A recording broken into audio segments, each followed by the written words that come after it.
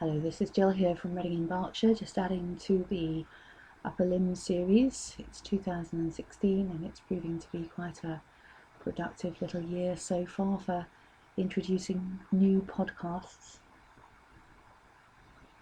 So I've recorded a couple of little movement sessions around the upper limb. And this one is just a real plain, straightforward, simple process that you can have a go at doing. It might be something that you can do if you've had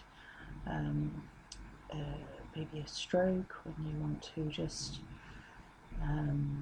gain a bit more confidence with your arm. It might be something that you can do if you've just got some weakness, you've had a break, or you've got some pain, or whatever.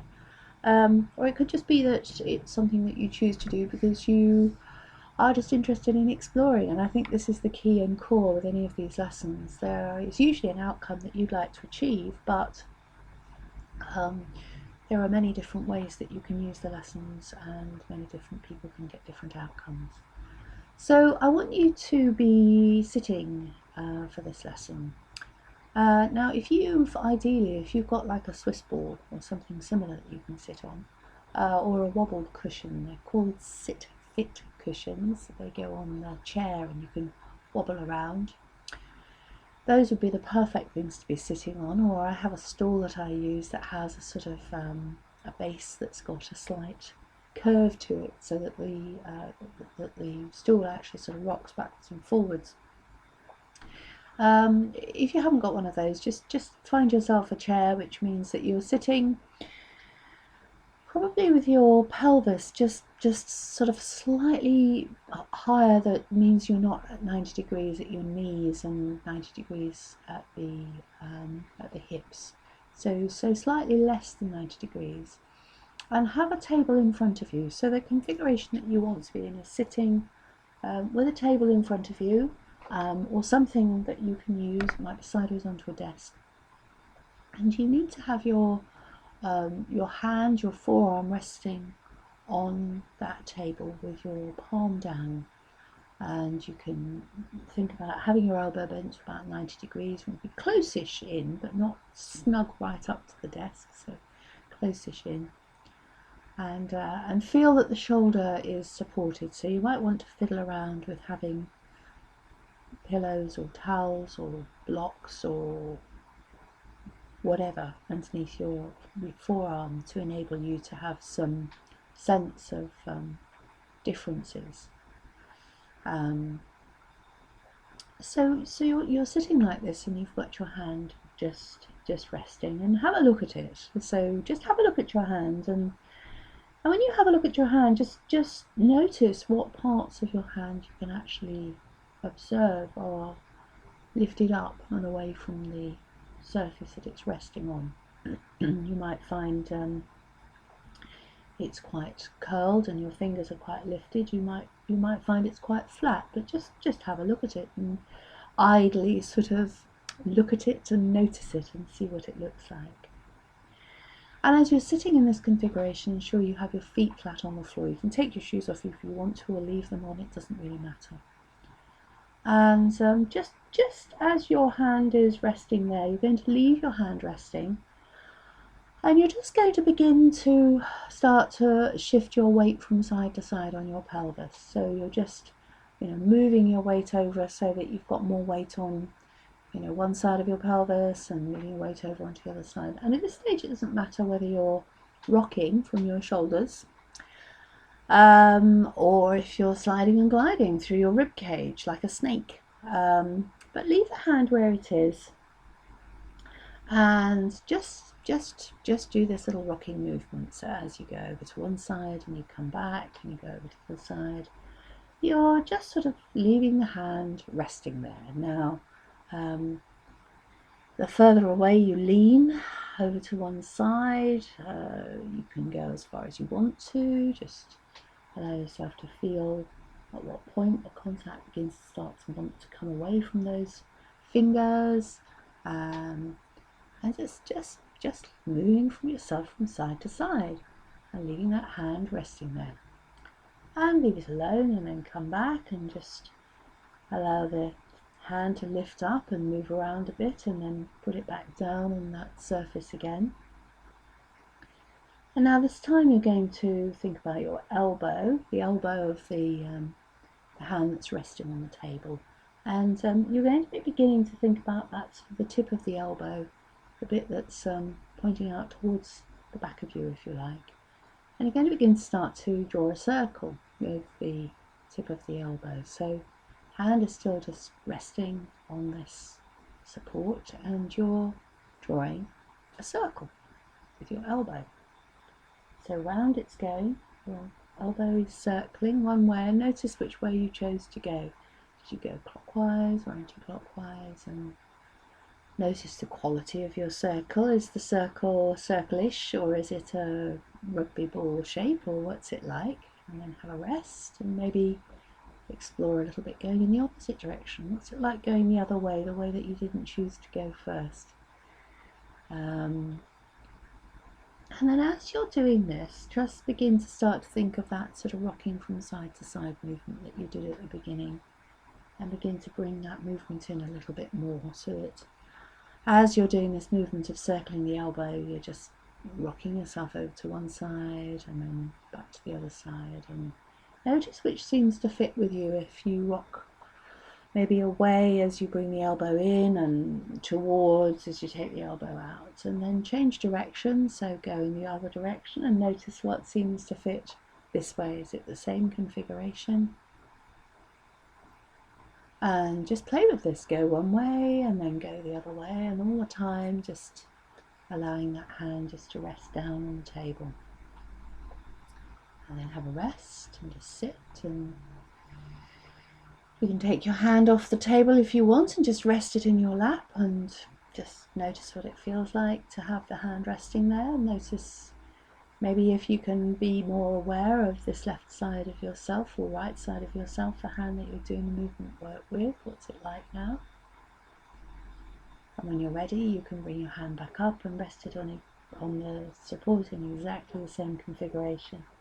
And now have a look at the positioning of your fingers, and notice whether anything has changed. Notice whether the fingers are lying maybe closer or more curled up, or if there's a different contact that you're making with the surface now. And now we're going to just leave the hand where it is, and we're going to just allow ourselves just to lean back a little bit, and then lean forward a little bit, so the hand is staying on the same place. If you were to have taken a pencil or a pen and drawn around the hand, it's in the same little imprint mark on the table there. And you come forwards and backwards, and do as much or as little as you want. And remember, you can always do this movement work in your imagination. You can do it in the opposite hand. If you've got one limb that's affected, you can do it in the other limb. So leaning forwards and backwards. And as you do this movement, maybe allow yourself just to think about shrugging your shoulder a little as you come forward. So shrugging the shoulder up, and then allowing the shoulder to drop when you go back. So your shoulder blade, which is the bit just around the back of you, is just moving, and notice any tensioning that's going on in your neck and shoulders, and if you feel it's getting uncomfortable, then reduce down what you're doing so you do less and less. So as you're coming forwards, you're feeling the weight moving onto your feet, the front of your feet are taking more weight, and your shoulder is lifting, and your hand is staying where it is. And then you're allowing yourself to move back, weight is perhaps up going up onto your heels, shoulders going down, and just allow this movement of the shoulder shrugging and elbow moving just to take place, and then have a rest again. One of the nice things about the rests in a Feldenkrais lesson is, or in this kind of movement work, is that, as I say, you can either leave the limb where it is, or you can move it and you can rest it, and you can just really take your mind away from what it was that you're doing. And as I look out of the window here as I'm recording, I've got 3 beautiful kites that are circling high in the air, so I can just put my attention onto those. And then put your hand back if you imagine that place on the table as if you've drawn around. And again, have a look and see how these fingers are sitting. Is it the same, or has something shifted? So let's go back to that circling again. Let's go back to circling that elbow out to the side, whichever direction you want to go. Allowing your body just to move naturally. And then think about doing a strange thing. As your arm goes one way, can your body go the other way? So as you take the circle of your elbow out, can you lean away from it? That's an interesting and opposite movement to do from what we were doing just now. And as you bring the elbow in, can you move towards it so that you're circling? Now that might be the way that you feel comfortable to do it, or it might be quite a non-habitual way. And again, play with it and notice how easy the movement is to do. And then just have a rest. And again, you can do as much or as little as you want. You can do it in your imagination if you want to. Then bring your hand into your lap, or rest it down for a second or two, and just notice the quality of your sensing of yourself.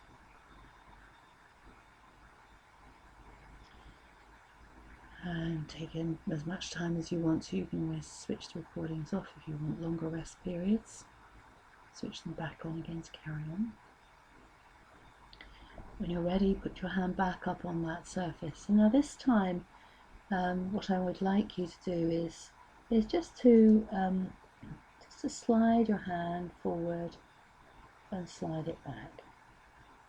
So just slide your hand along the surface a little way and then slide it back. And think about this movement with your hand almost feeling for every tiny, small piece of wrinkle or crinkle or uneven surface underneath your hand there. So sliding forwards, sliding back. And notice which fingers you can feel through. Can you feel through all of the fingers in the same way?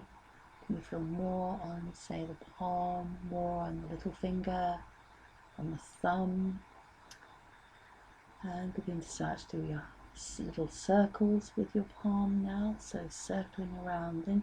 And notice if you can do this circling with your body. So your body is actually doing the circling, and the hand is really being stirred by the movement of your body. So it's as if you're holding a spoon and you're just moving the spoon around. The end of the spoon is your hand, and you're moving the hand by just moving your body round and round. And notice which way you're going. If it's clockwise, anti-clockwise, and then change direction and go around the other way. So your hand is just resting on the desk here, and round it's going as you're taking it in a circle.